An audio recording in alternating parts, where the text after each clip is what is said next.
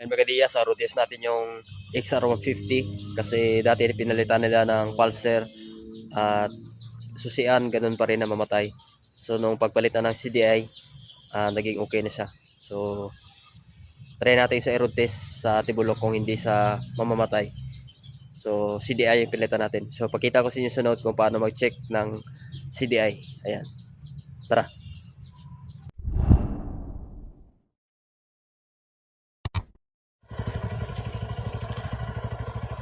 So yung mga diya, try natin i-road test yung XR150 kasi namamatay siya. So ito yung issue nitong XR150. So try natin ito sa Tibulok. Yan. So hindi naman siya namatay kasi yung issue niya namamatay siya. So dati pinilitan daw nila ng pulser, ganun pa rin, namamatay siya. So dito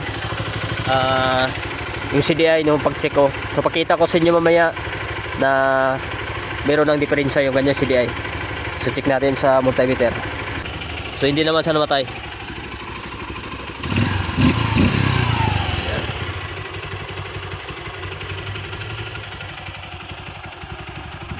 Balik na tayo ng shop.